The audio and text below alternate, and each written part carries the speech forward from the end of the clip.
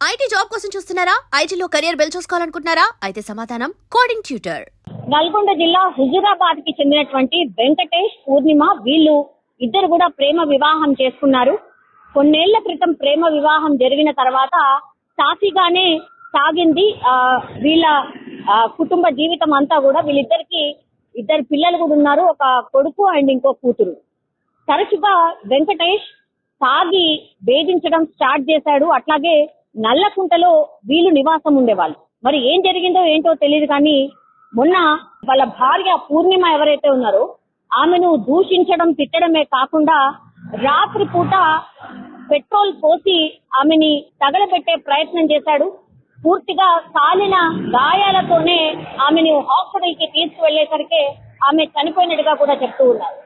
ఆమె పక్కన వీళ్ళిద్దరు పిల్లలు కూడా నిద్రిస్తున్నటువంటి టైంలోనే కొడుకునేమో తీసుకొచ్చి బయట కూర్చోబెట్టి తినడానికి ఏదో ఇచ్చి బయట కూర్చోబెట్టాడట కొడుకుని. కానీ పాపను మాత్రం అమ్మతో పాటే ఆమెను కూడా పెట్రోల్ పోసి తగలబెట్టే ప్రయత్నం జరిగినట్టుగా స్థానికులు కూడా చెప్తున్నారు. కానీ సేఫ్ గానైతే ఆ చిన్నారి పాప బయటపడింది. కానీ పూర్ణిమ వాళ్ళ భార్యను మాత్రం పూర్తి స్థాయిలో కాల్ చేసినటువంటి పరిస్థితి అయితే కనిపిస్తోంది. చుట్టుపక్కల వాళ్ళు ఈ ఇన్సిడెంట్ కి సంబంధించి ఒకటే చెప్తున్నారు, పూర్ణిమ చాలా మంచిది, యాక్చువల్లీ పూర్ణిమనే పనిచేసేది. ఈ వెంకటేష్ తాగుబోతూ ఎప్పుడూ గొడవ పడేవాడు. గతంలో కూడా భార్యను కొట్టిన సందర్భాల్లో, అట్లాగే గొడవ పడిన సందర్భాల్లో మేమే పోలీసులకు కంప్లైంట్ ఇచ్చినాం. అట్లాగే ఈ పూర్ణిమ కూడా ఆయన టార్చర్ తట్టుకోలేక గతంలో కూడా పోలీసులకు, షీ టీమ్స్ కి కూడా ఆమె వెళ్లి కంప్లైంట్ చేసింది. అప్పుడు కూడా కేవలం ఈ వెంకటేష్ ని కౌన్సిలింగ్ ఇచ్చి వదిలేసారు తప్పించి ఆయన మీద ఎట్లాంటి చర్యలు తీసుకోలేదు కాబట్టే ఇదంతా జరిగింది అని ఒకటి చెప్తున్నారు. అట్లాగే పూర్ణిమ ఇంకా నేను నీతోని ఉండలేను, నేను నీతో బతకలేను అని పుట్టింటికి కూడా వెళ్లిపోయిందట. పుట్టింటికి వెళ్లిపోతే మళ్ళీ వెంకటేష్ కొన్నాళ్ల తర్వాత నేను మంచిగా చూసుకుంటా, నేను ముందులాగా లేను, పూర్తిగా మారిపోయాను అని చెప్పి నమ్మబలికి వాళ్ళ అమ్మ నాన్నతోని అందరితోని మాట్లాడిన తర్వాత మళ్ళా భార్యని వాళ్ళ పిల్లలతో సహా నల్లకుంటకి తీసుకొచ్చాడు. కొన్ని రోజులు బానే ఉన్నాడు కానీ ఆ తర్వాత మళ్ళీ ఇట్లనే టార్చర్ స్టార్ట్ చేశాడు, కొట్టడం స్టార్ట్ చేశాడు.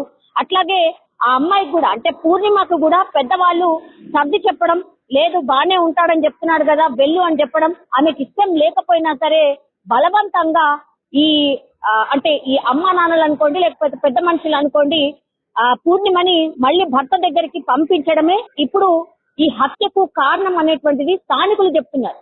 పూర్ణిమ చాలా టైమ్స్ పక్కన వాళ్ళకు వీళ్ళకు చెప్పుకొని బాధపడేదట. నేను ఇలా టార్చర్ అనుభవిస్తున్నా, నేను బతకలేకపోతున్నా, అనుమానం అంటాడు, ఇంకోటి అంటాడు, నన్ను కొడుతున్నాడు, తిడుతున్నాడు, నా పిల్లల భవిష్యత్ ఏంటో అర్థం కావట్లేదు అని చాలా టైమ్స్ ఆమె చెప్పిన సందర్భం. కానీ పక్కన వాళ్ళు ఏం చేయలేనటువంటి సిచ్యువేషన్. ఫ్యామిలీ మెంబర్సే ఆమెని ఫోర్సిబుల్ గా తీసుకొచ్చి నీ భర్తతోనే ఉండు అన్నటువంటి మాట చెప్పారు. కాబట్టి వాళ్ళని ఎదిరించలేక, ఏం చెయ్యలేక, పిల్లలు ఏమైపోతారో అన్న ఆలోచనతోని భర్త దగ్గరికి వస్తే లాస్ట్ కి వస్తే పూర్తిగా ఆమెను పెట్రోల్ పోసి నిప్పంటించాడు. ఆమె గట్టిగా కేకలు వేయడంతో స్థానికులందరూ కూడా బయటకు వచ్చి ఆమెను కాపాడదాము అనుకునే లోపలే పూర్తి స్థాయిలో ఆమె మంటల్లో కాలిపోయినటువంటి సిచ్యువేషన్ కనిపించింది అని స్థానికులు చెప్తున్నారు. అప్పటికే పోలీసులకు అట్లాగే అంబులెన్స్ కి పిలిపించే టైంలోనే వాళ్ళు వచ్చి చూసేసరికి పూర్ణిమ చనిపోయినట్టుగా స్థానికులు చెప్తూ ఉన్నారు. అట్లాగే ఈ పిల్లలు ఎవరైతే ఉన్నారో అమ్మ పక్కన కూతురు ఉండింది. ఇక ఆల్మోస్ట్ ఆమెకు కూడా కొద్దిపాటిలో ఆమె ఎస్కేప్ అయింది. కొన్ని వార్త అంటే బయటకు వచ్చిన వార్త ఏంటంటే కూతుర్ని కూడా మంటల్లోకి తోసేసే ప్రయత్నం చేశాడు అని. అలాంటిది ఏమీ జరగలేదని స్థానికులు చెప్తున్నారు. ఆ అమ్మాయికి అయితే ఏం కాలేదు, బయటపడింది. కానీ పూర్ణిమ మాత్రం పూర్తి స్థాయిలో కాలిపోయింది. కొడుకు బయటకు తీసుకెళ్లిపోయాడు కాబట్టి కొడుకుకైతే ఎలాంటి హాని లేదు. మరి విషయం ఇదంతా ఎట్లా బయటపడింది అంటే ఆ చిన్న కొడుకే చెప్పాడట, మా నాన్న ఇట్లా నన్ను బయట కూర్చోబెట్టాడు, తినడానికి ఏదో ఇచ్చాడు, కానీ లోపలికి వెళ్లి ఆ పెట్రోల్ ఓపెన్ చేసి మా అమ్మని నాన్నే తగలబెట్టాడు అని ఆ కొడుకే చెప్తున్నటువంటి సందర్భం. ఎంత ఘోరం అంటే పిల్లల ముందటనే తల్లిని కాల్చేశాడు అంటే ఎట్లాంటి నరరూపు రాక్షసుడు అనేటువంటిది స్పష్టంగా అర్థమవుతోంది. స్థానికులు కూడా అదే మాట చెప్తూ ఉన్నారు. సో పోలీసులు అయితే కేసు నమోదు చేసి పూర్తి స్థాయిలో విచారణ చేస్తున్నారు. కానీ ప్రాథమికంగా అయితే పక్కింటి వాళ్ళు కానీ లేకపోతే వాళ్ళ పిల్లలు చెప్తున్నటువంటి మాటల్ని బట్టి అయితే ఇప్పుడు ఈ వెంకటేషే హత్య చేసినట్టు కూడా చెప్తున్నారు. నిన్నటి వరకు వెంకటేష్ ఆచూకీ తెలియలేదు. కానీ గత 12 గంటల క్రితమే వెంకటేష్ కూడా అదుపులోకి తీసుకున్నట్టుగా కూడా చెప్తూ ఉన్నారు. సో ఖచ్చితంగా శిక్ష పడే విధంగా మేమైతే అన్ని ప్రయత్నాలు చేస్తాము అన్నటువంటి మాట పోలీసులు అయితే చెప్తూ ఉన్నారు. నా పేరు యాదమ్మ అండి. నేను మా ఇంటి పక్క ఇల్లు ఇది. ఆ అమ్మాయి పేరు త్రివేణి, ఆ అబ్బాయి ఆయన పేరు వెంకటేష్. వాళ్ళు రెంట్కి వచ్చారు. వచ్చి మంచిగా కొన్ని రోజులకు మంచిగానే ఉండు. ఆ తర్వాత ఆ అబ్బాయి వాడు మోసం చేసిన ఆ అమ్మాయిని దాన్ని బండి కొనిచ్చి అరేంజ్ మ్యారేజా love marriage? Love marriage okay. Love marriage చెప్పేది ఆ అమ్మాయి చేసుకొని వచ్చేది మంచిగానే ఉంది. ఆ బండి ఉన్న బండి అమ్మేసుకుని అప్పుడు చెప్పకుండా ఇక అప్పటి నుంచి స్టార్ట్ అయింది వాడు ఇంట్లో గొడవ. గొడవ అయితే అందరం చెప్పినాం కూడా చెప్తే కూడా వాడు చేయలేదు.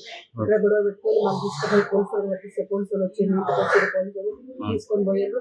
ఏం యాక్షన్ తీసుకోలేదు, ఏం చేయలేదు. భూమి తీసుకుపోవడం పంచాయతీ సామాన్ చేసేది. అలా రాలేదు ఇంటికి. అమ్మ ఎప్పటికీ ఇద్దరు పిల్లలు పెట్టుకొని అమ్మ దగ్గర పిల్లలు పని ఇది వచ్చేది. అట్లా చూసుకుంటే అమ్మాయి మంచిగా బతికింది. మళ్ళీ మొదటి మధ్యలో 2 నెలల నుంచి మళ్ళీ స్టార్ట్ అయింది అన్నమాట.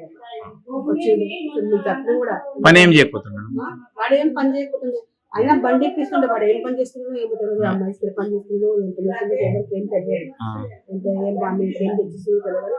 ఆమె అమ్మాయి మంచి పని చేసుకొని రెండు కట్టుకొని ఫ్రిడ్జ్ కొనుక్కుంది, అన్ని కొనుక్కుని అమ్మాయి అంత కష్టపడి కొనుక్కుంది. అడుగుతుండే అమ్మాయి మన పనులతో చెప్పండి అమ్మాయి. బస్తీలు అందరితో ఎట్లా ఉంటుండే? అంతతో మంచిగా ఉంటుంది. మంచి మనిషి అమ్మాయి.